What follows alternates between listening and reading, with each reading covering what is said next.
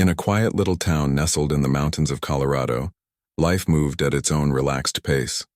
The streets were lined with cozy houses, and neighbors often greeted each other with warm smiles. It was the kind of place where everyone seemed to know everyone else, or so it appeared on the surface. But beneath this peaceful exterior, cracks of prejudice sometimes showed themselves. One of the residents of this town was a woman who stood out, though not because she tried to. She was an Army Ranger, one of the toughest soldiers you could ever meet. Her name wasn't something people talked about much. What they noticed instead was her calm presence and the way she carried herself, like someone who had seen things most folks only read about in books or watch in movies. She lived alone in a small house near the edge of town, far enough from the noise but close enough to stay connected. Her days weren't filled with dramatic adventures anymore. After years of serving her country overseas, she'd come back home to find peace. Instead of seeking glory or attention, she chose to dedicate her time to helping kids who needed guidance. Some of these children came from broken homes, while others struggled with finding their place in the world. To them, she wasn't just some ex-soldier. She was a mentor, a listener, and someone who believed in their potential even when they didn't believe in themselves. Every evening, after finishing her work with the kids, she liked to go for a jog. It was her way of clearing her mind and staying fit. The trail she ran on wound through the woods away from the main roads, offering a sense of solitude. Trees towered above, their leaves rustling softly in the breeze, and the air smelled fresh, almost sweet. For those few miles, she felt like she could leave behind all the weight of the past, the battles fought, the lives lost, the scars both visible and invisible. But on one particular evening, that tranquility was shattered. As she rounded a bend, in the path, two men appeared ahead of her. At first glance, they looked ordinary enough, young, maybe in their late 20s, wearing casual clothes. But there was something off about the way they glanced at her, then quickly looked away, whispering to each other. Their body language screamed discomfort, as if they weren't supposed to be there. As she approached, they stepped aside to let her pass. That's when she heard it, a muttered comment, barely audible but sharp enough to cut through the stillness. It wasn't loud, but it was clear. A racial slur thrown carelessly into the air like it meant nothing. For a moment she froze, not because she was scared, far from it, but because she couldn't believe what she'd just heard. In all her years of service, she'd faced danger head-on countless times, bullets flying, explosions rocking the ground beneath her feet, enemies closing in, all of that she knew how to handle. But this was different. This was hatred disguised as words, aimed directly at her simply because of the color of her skin. She slowed down, debating whether to say something. Part of her wanted to confront them, to demand an explanation. But another part, the wiser part, told her to keep moving. These weren't soldiers on a battlefield, they were cowards hiding behind ignorance. Engaging with them wouldn't change anything. It might even make things worse. So she kept running, pushing forward, letting the rhythm of her footsteps drown out the echo of their voices. Yet, despite her decision to ignore them, the encounter lingered in her mind long after she returned home. She replayed it over and over, again wondering if she should have done something differently. Should she have stopped, called them out, or was walking away the right choice? Little did she know, this wouldn't be the last time she crossed paths with such hatred. What started as a single, seemingly insignificant incident would soon spiral into something much bigger and far more dangerous. Because sometimes hate doesn't stay hidden in the shadows. Sometimes it comes looking for you, and when it does, it had better be ready for the fight of its life. The days following that unsettling jog felt heavier than usual. Though she tried to shake off the memory of those two men and their hateful words, it lingered in the back of her mind like an unwelcome shadow. She told herself not to let it bother her too much. After all, she'd faced far worse challenges in her life. But deep down, she couldn't ignore the gnawing feeling that something wasn't right. A few evenings later, as she was heading home from the grocery store, that uneasy sensation turned into cold reality. The parking lot was dimly lit, with only a few cars scattered around. Most people had already gone home for the night, leaving the space quiet and empty. As she walked toward her car, juggling a couple of bags, she noticed movement out of the corner of her eye. 3 figures emerged from behind a nearby van, blocking her path. At first glance, they looked like ordinary guys, young, scruffy, dressed in worn-out jackets and jeans. But their body language gave them away immediately. They weren't just passing by, they were stalking her. One of them, taller and broader than the others, stepped forward, cracking his knuckles. His face twisted into a sneer as he spoke. "You shouldn't be here," he said, his voice dripping with venom. "People like you don't belong in places like this." She froze for a split second, her grip tightening on the grocery bags. People like her? What did that even mean? Was it because of how she looked? Or was it something else entirely? Whatever the reason, she didn't have time to dwell on it. These men weren't interested in talking, they were looking for trouble. "I'm not looking for any problems," she replied calmly, setting the bags down beside her. Her tone was steady, but there was steel beneath it. Years of training had taught her how to stay composed under pressure, no matter how tense the situation got. "Just let me get to my car and we can all move on." But the leader of the group wasn't satisfied with that answer. He laughed, a harsh, mocking sound that echoed through the deserted parking lot. "Oh, come on," he said, taking another step closer. "Don't act like you're better than us, we know what you are. You think you're tough, huh? Some soldier or whatever?" His words hit a nerve, but she didn't rise to the bait.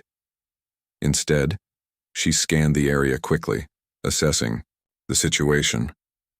There were 3 of them, and they were closing in fast.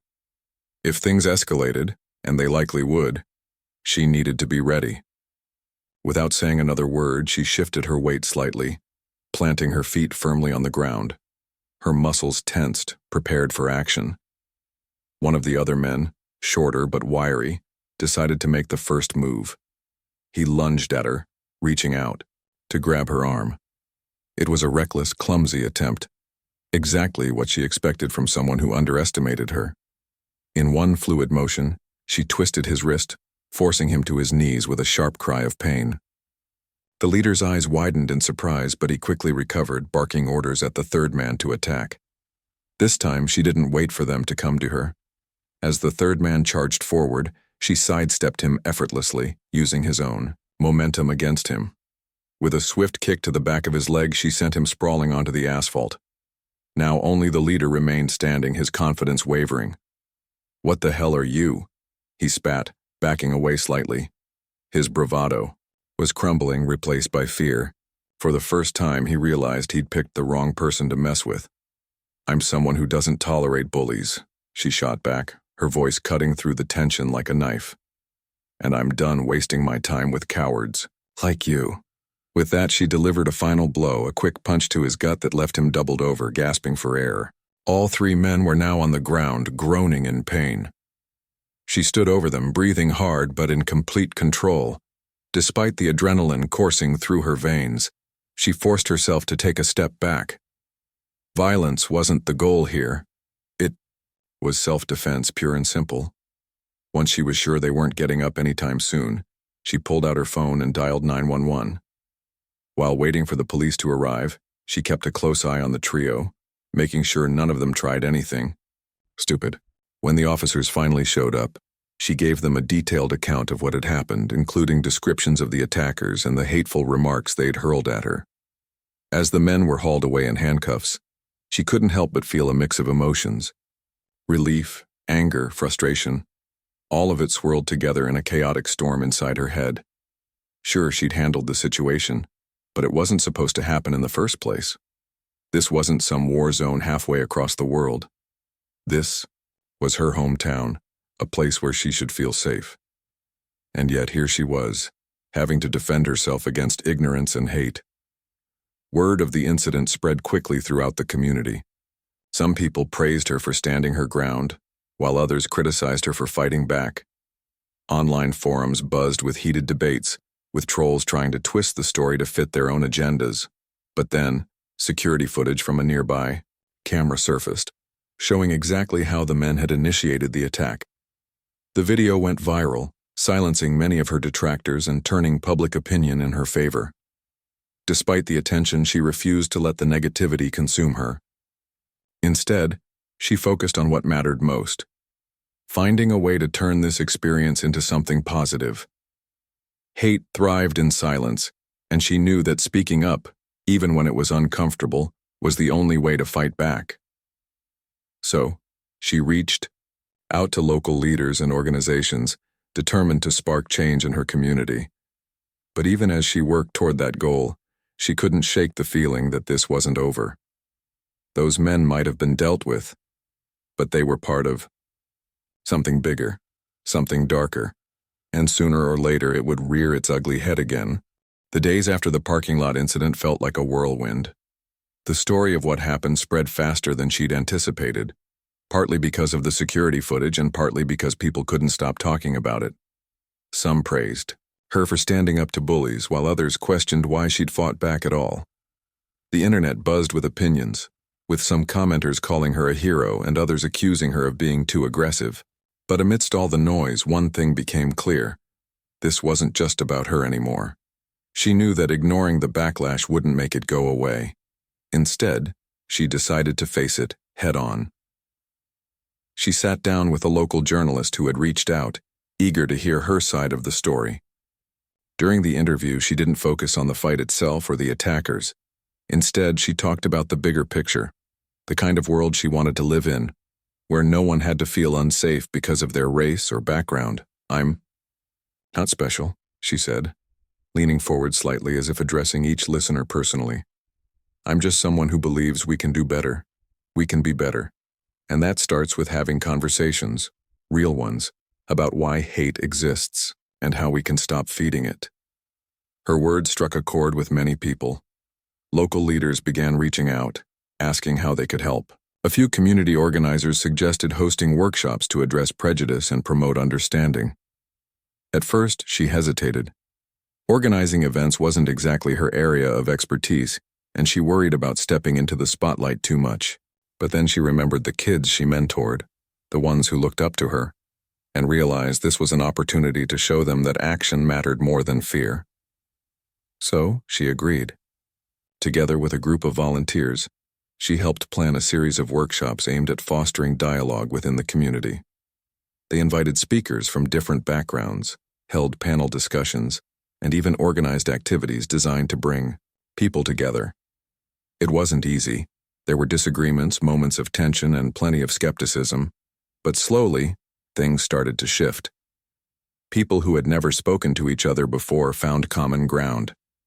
Strangers became allies, united by a shared desire for change. But as much as she poured her energy into these efforts, she couldn't ignore the lingering threat. The men she'd faced in the parking lot weren't lone wolves. They were part of something larger. She'd heard whispers about a gang known for its violent tendencies and racist ideology. Though the police assured her they were keeping an eye on the situation, she couldn't shake the feeling that danger was still lurking nearby. One evening, as she returned home from another long day of meetings and planning sessions, she noticed something unusual. Her mailbox had been tampered with. It was hanging crookedly, and several letters inside were torn. At first, she thought it might have been kids messing around, but when she stepped closer, she saw something that made her blood run cold. Someone had left a note tucked inside the mailbox. Scrawled in messy handwriting were the words, "You'll regret this." Her heart pounded as she read the message again, trying to process what it meant. Was this a warning? A threat? Or just someone trying to scare her? She couldn't be sure, but one thing was certain. Whoever wrote it knew where she lived. That realization sent a chill down her spine. For years, she'd trained to handle threats in combat zones, but this was different. This was personal. Determined not to let fear take over, she called the authorities immediately. When the officer arrived, he took photos of the note and promised to look into it. Still, she knew she couldn't rely solely on law enforcement. If this gang was as dangerous as she suspected, she needed to prepare herself for anything. That night, she sat alone in her living room, staring at the note on the coffee table. Her mind raced with possibilities. What if they came back? What If they targeted her family or friends next, she couldn't let that happen. Not only would it put innocent people in harm's way, but it would also mean giving in to the very hatred she was trying to fight. The next morning, she reached out to an old friend, a former colleague from her military days. Over the phone, she explained the situation carefully, leaving out any details that might sound alarming. Her friend listened quietly, then offered some advice. "Stay sharp," he said, "and don't hesitate to reach out if you need backup. You're not alone in this." His words brought her a small measure of comfort. She reminded herself that she wasn't the same person she used to be.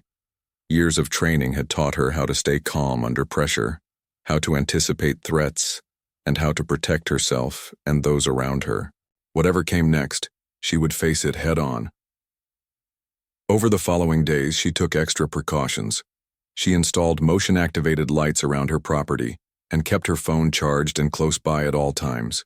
She also started carrying a small, self-defense tool whenever she went out, just in case. These measures weren't about paranoia. They were about being prepared.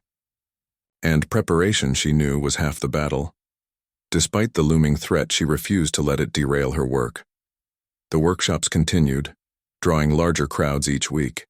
People from neighboring towns began showing up, eager to learn and contribute. Some shared their own stories of discrimination, while others admitted they hadn't fully understood the impact of prejudice until now. Slowly but surely, the community was coming together, united by a shared goal: to create a safer, kinder world. But even as she celebrated these victories, she remained vigilant. She knew that hate rarely disappeared quietly. It festered in the shadows, waiting for the right moment to strike. And when it did, she would be ready, not just to defend herself, but to stand as a symbol of resilience and hope. Because sometimes the hardest battles are the ones worth fighting for. The note in the mailbox was more than just a threat. It was a declaration of intent. Whoever had written it wasn't playing games, and she knew it. For days afterward, she couldn't shake the feeling that she was being watched. Every creak of the floorboards at night, every car that drove past her house a little too slowly set her nerves on edge. She told herself it was probably nothing, just her imagination running wild, but deep down she knew better. One evening, as she was getting ready for bed, she heard something outside. At first, she thought it might be an animal rustling through the bushes or the wind knocking over a trash can. But then she heard it again, a faint scraping sound like someone trying to pry open a window. Her heart skipped a beat. Quietly, she grabbed the flashlight from her bedside table and crept toward the noise. Peering through the blinds, she scanned the darkness. At first, she didn't see anything unusual. The yard looked empty, bathed in the soft glow of the motion-activated lights. But then out of the corner of her eye, she caught movement near the back fence. Someone was there, crouched low, trying to stay hidden. Her mind raced. Was this just a random intruder, or was it connected to the note? Either way, she couldn't afford to take chances. Moving quickly but silently, she slipped into her hallway closet and retrieved a baseball bat she kept handy for emergencies. Then she positioned herself near the front door, listening intently for any further sounds.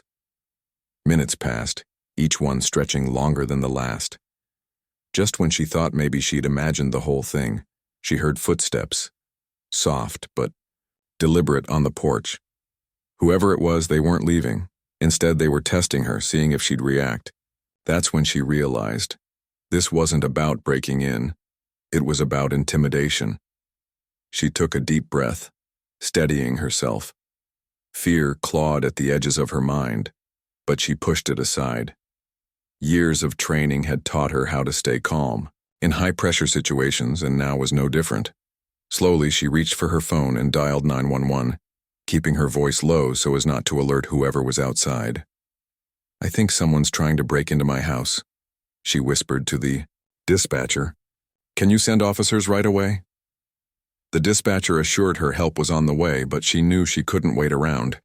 If these people meant business, and she suspected they did, she had to act fast. Grabbing the bat, she moved to the living room and turned off all the lights, plunging the house into darkness. From there, she could see everything outside without giving away her position. Through the window, she spotted them. 4 figures, their faces partially obscured by hoods. They moved cautiously, scanning the perimeter of the house. One of them carried what looked like a crowbar while another held a flashlight. It was clear they weren't here to talk, they were here to hurt. For a moment, she considered staying quiet, letting them think the house was empty. But then she remembered something her old drill sergeant used to say. Sometimes the best defense is a good offense. These men weren't expecting resistance. They saw her as an easy target, someone they could scare into submission. What they didn't know was that they'd picked the wrong person to mess with. Without hesitation, she flipped on the porch light, flooding the yard with brightness. The sudden change startled the intruders, causing them to freeze mid-step. Before they could recover, she opened the front door and stepped outside, gripping the bat tightly. "Drop whatever you're holding and get off my property," she said, her voice steady and commanding. At first, they hesitated, unsure of what to do. Then one of them laughed nervously, clearly trying to mask his fear. "You don't want to do this," he said, taking a step closer. "Just go back inside, and nobody gets hurt." She didn't flinch. Instead, she tightened her grip on the bat and locked eyes with him. "I'm only going to say this once," she replied. "Leave. Now." That's when things escalated. 2 of the men lunged at her, thinking they could overpower her easily. But they underestimated her speed and skill. With quick, precise movements, she swung the bat, landing a solid hit on one man's arm. He yelped in pain, dropping the crowbar as he stumbled backward. The second man tried to grab her, but she sidestepped him effortlessly, using his momentum to send him crashing into the railing. By now, the other 2 had realized this wasn't going to end the way they'd planned. One of them bolted, disappearing into the shadows while the leader stood frozen, unsure of whether to fight or flee. She didn't give him a chance to decide. In one swift motion, she disarmed him, twisting his wrist until he dropped the flashlight. Within seconds, all 4 men were on the ground, groaning in pain. Before they could recover, she tied their hands with zip ties she kept in her emergency kit. By the time the police arrived, sirens blaring in the distance, the scene was under control. As the officers handcuffed the intruders and loaded them into patrol cars, she noticed something significant. One of the men wore a patch on his jacket bearing the insignia of a notorious hate group. This wasn't just a random attack. It was retaliation. The discovery sent shockwaves through the community. Local news outlets picked up the story, highlighting the gang's involvement and raising awareness about the dangers of extremist groups. People who had previously dismissed her warnings about hate crimes began paying attention. Even those who had criticized her earlier were forced to reconsider their stance. As the investigation unfolded, authorities uncovered evidence linking the gang to several other attacks across the region. Dozens of members were arrested and their network began to crumble. While the victory was satisfying, she knew the fight wasn't over. Hate groups like this thrived in secrecy, and rooting them out completely would take time and effort. Still, she refused to let anger consume her. Instead, she channeled her energy into continuing the work she'd started. The workshops she helped organize gained even more traction, drawing support from unexpected places. Schools invited her to speak to students about resilience and standing up against injustice. Community leaders praised her courage, calling her a role model for others. But perhaps the most meaningful impact came from the individuals who reached out to thank her. Some were victims of similar attacks, grateful to see someone fighting back. Others admitted they'd never understood the severity of racism until now. Each message reinforced her belief that change was possible, that even in the face of hatred, kindness and determination could prevail. Despite the progress, she remained cautious. The gang may have been weakened, but its remnants were still out there plotting their next move. She knew she couldn't let her guard down. Not yet. So she continued preparing, staying vigilant and ready for whatever came next. Because sometimes, the hardest battles are the ones worth fighting for, and she wasn't about to back down anytime soon. The aftermath of the home invasion sent ripples through the town that no one could ignore. People who had once dismissed racism as a distant problem, something that happened elsewhere to other people, were forced to confront it head-on. The Maria gang's insignia on the jacket of one of the attackers wasn't just a symbol. It was proof that hate groups weren't confined to big cities or faraway places. They were here, in this quiet little community, hiding in plain sight. For her, the revelation was both validating and exhausting. On one hand, it confirmed what she'd suspected all along. This wasn't an isolated incident. It was part of a larger pattern, a network of fear and hatred that thrived when good people stayed silent. On the other hand, the weight of responsibility pressed heavily on her shoulders. She hadn't asked for this role, to be the face of resistance against prejudice, but now that she found herself in it, she couldn't walk away. As news of the arrests spread, more and more residents began speaking out. Some shared stories of their own encounters with racism, while others admitted they hadn't realized how pervasive the issue was until now. Conversations that had once been avoided or brushed aside became unavoidable. Neighbors started talking to each other, not just about the weather or weekend plans, but about real issues that mattered. Slowly, painfully, the town began to wake up. She threw herself into the work, determined to keep the momentum going. The workshops she helped organize grew from small gatherings in church basements to large events held at the local community center. Speakers came from neighboring towns, sharing their experiences and offering guidance on how to combat discrimination. One session focused on recognizing unconscious bias, while another taught bystander intervention techniques. Each event drew bigger crowds, including families, teachers, and even some local business owners. But it wasn't just adults who showed up. Young people were there too, eager to learn and contribute. Many of them were kids she'd mentored, and seeing them take an active role filled her with pride. They weren't just passive listeners. They asked questions, challenged ideas, and brainstormed ways to make their schools and neighborhoods safer. Some formed clubs dedicated to promoting inclusion, organizing fundraisers and awareness campaigns. Others created art and music inspired by the movement, using creativity as a tool for change. One evening, during a particularly powerful workshop, a young girl stood up to share her story. Her voice trembled at first, but as she spoke, it grew stronger. She talked about being bullied at school because of her ethnicity, about feeling invisible and unwelcome. When she finished, the room erupted in applause. Not pitying claps, but genuine admiration for her courage. Afterward, several attendees approached her, offering words of support and encouragement. Watching this exchange, she felt a surge of hope. Maybe, just maybe, these efforts were making a difference. Still, not everyone was on board. There were those who resisted the changes, clinging to old beliefs and habits. Some accused her of stirring up trouble, of dividing the community instead of uniting it. Online trolls continued to spew hateful comments, and anonymous letters criticizing her work occasionally appeared in her mailbox, but she refused to let negativity derail her mission. Instead, she used it as fuel, reminding herself why she was doing this in the first place. Her resilience inspired others to step up. Local leaders who had initially hesitated to address the issue publicly joined forces with her, amplifying her message. A few pastors incorporated themes of unity and acceptance into their sermons, urging congregants to reflect on their own biases. Teachers introduced lessons on empathy and diversity into their classrooms, planting seeds of understanding in young minds. Even businesses got involved, sponsoring events and donating resources to support the cause. Amidst all the progress, however, she remained vigilant. The dismantling of the gang's leadership didn't mean the threat was gone. It simply meant the fight had shifted. Smaller cells of extremists still operated in secret, waiting for opportunities to strike.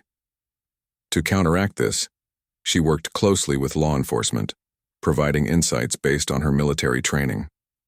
Together, they developed strategies to identify and neutralize potential threats before they escalated. She also took steps to protect herself and her loved ones. Security cameras were installed around her property, and she invested in additional self-defense tools. Friends and neighbors offered to keep an eye on her house when she wasn't home, creating an informal network of support. Though she appreciated their concern, she knew the ultimate responsibility rested with her. If danger came knocking again, and she had no doubt it would, She had to be ready. Despite the challenges, moments of joy and connection kept her going. At one of the workshops, a man approached her after the session ended. He was older, with graying hair and calloused hands, and he looked nervous as he extended his hand to shake hers. "I want to thank you," he said quietly. "I didn't understand before. I thought all this talk about racism was overblown, exaggerated. But hearing your story, it made me see things differently." His honesty touched her deeply. Change wasn't always loud or dramatic. Sometimes it happened in small, quiet ways, one person at a time. And every single one of those moments mattered. As weeks turned into months, the community began to transform. Not completely, of course, there was still work to be done, but enough to notice a shift. People smiled more often, held doors open for strangers, and greeted each other warmly regardless of differences. Conversations flowed more freely, unburdened by fear or judgment. It wasn't perfect, but it was progress. And progress, she reminded herself, was worth celebrating. Yet even as the town moved forward, she never forgot where it had started, from a single act of hatred met with courage and determination. That moment in the parking lot, those nights spent lying awake wondering if she'd hear footsteps outside her window, they weren't just memories anymore. They were reminders of why she fought, of why standing up to hate mattered so much. Because hate thrives in silence, but courage roars, and when it does, it has the power to change everything. Months had passed since the night she stood up to the gang members on her porch, and though life in the town seemed calmer now, she knew better than to believe the fight was truly over. Hate didn't vanish. It simply adapted, finding new ways to survive. Still, there was a sense of progress that couldn't be ignored. The workshops she helped organize were thriving, drawing people from neighboring towns and even nearby cities. Conversations about race, prejudice, and unity were becoming more common, less taboo. Slowly but surely, the community was learning how to confront its shadows. One crisp autumn morning, she received an invitation to speak at a memorial event honoring victims of hate crimes. It wasn't something she'd expected or sought, but when she read the details, she realized how important it was. Families who had lost loved ones to violence fueled by bigotry would gather to share their stories, to honor those they'd lost, and to call for change. She hesitated at first, unsure if she was the right person to stand before such a crowd. But then she thought about the kids she mentored, the neighbors who looked to her as an example, and the strangers who had reached out to thank her for her courage. This wasn't just about her anymore. It was about everyone who believed in a better future. The day of the event arrived, and the park where it was held buzzed with energy. Hundreds of chairs had been set up under a sprawling canopy of golden-leaved trees, each seat occupied by someone touched by loss or inspired by hope. Children played quietly near the edges while parents kept watchful eyes. Volunteers handed out programs listing the names of those being remembered, names that represented lives cut short, dreams unfulfilled, and families forever changed. When it was her turn to speak, she stepped onto the small stage feeling both nervous and resolute. The microphone squeaked slightly as she adjusted it, drawing a few chuckles from the audience. Taking a deep breath, she began to talk, not just about herself, but about all of them, about the power of standing together, even when the odds felt impossible. "I didn't ask for this fight," she said, pausing to look out at the sea of faces. Some nodded in understanding, others wiped away tears. Nobody asks to be targeted because of who they are. But here's the thing. Hate doesn't win unless we let it. Every time we choose kindness over cruelty, every time we speak up instead of staying silent, we take a step toward something bigger than ourselves. Her voice grew stronger as she continued, recalling moments from her own journey. She spoke about the jog through the woods, the parking lot confrontation, the note in her mailbox, and the intruders on her porch. Each story was a reminder of how easy it would have been to give in to fear, to retreat, to stay quiet, to let hatred go unchecked. But she hadn't done that, and neither had so many others in the audience. Some people think fighting hate means meeting violence with Violent, she said, shaking her head slightly. But that's not true. Sometimes the bravest thing you can do is refuse to become what you're fighting against. You show up. You listen. You build bridges instead of walls. That's how we win. Not by destroying our enemies, but by proving that love and compassion are stronger than fear. As she finished speaking, the crowd erupted into applause. People rose to their feet, clapping and cheering, some wiping away tears. For a moment she felt overwhelmed, not by pride, but by gratitude. This wasn't her victory alone. It belonged to everyone who had chosen to stand against hate, no matter how small their actions might have seemed. Afterward, families approached her to share their stories. A mother hugged her tightly, thanking her for giving her the strength to keep going after losing her son. An elderly man shook her hand, his eyes shining with emotion, and told her he wished more people like her existed in the world. Kids tugged at her sleeves, asking if she really used to be a soldier and marveling at her bravery. Each interaction reminded her why she kept pushing forward, even when it felt hard, even when it felt lonely. In the weeks that followed, the momentum only grew. Local schools adopted anti-bullying programs inspired by the workshops she'd helped create. Businesses pledged to hire more inclusively and support minority-owned enterprises. Even the mayor announced plans to establish a task force dedicated to addressing discrimination and fostering equality. Change wasn't immediate or perfect, but it was happening, and that was enough. Still, she remained grounded. Fame wasn't what drove her, impact was. So she returned to her routines, mentoring kids, jogging through the woods, attending community meetings. Life wasn't without its challenges. Anonymous threats occasionally appeared, and reminders of the gang's lingering presence kept her alert. But she refused to live in fear. Instead, she focused on building connections, one person at a time. One evening, as she sat on her porch watching the sun dip below the horizon, she reflected on everything that had happened. From the first racial slur hurled during her jog to the standing ovation at the memorial event, her journey had been anything but ordinary. Yet through it all, she'd learned something profound. Courage isn't the absence of fear, it's choosing to act despite it. Standing up to hate didn't make her invincible, but it made her stronger, and it showed others that they could be strong too. As darkness settled over the town, she smiled softly to herself. The road ahead wouldn't always be easy, but she knew she wasn't walking it alone. Together, they were creating a legacy, a testament to the fact that even in the face of hatred, humanity could rise above. Because sometimes, picking the wrong target doesn't just mean losing a fight. Sometimes it means sparking a movement.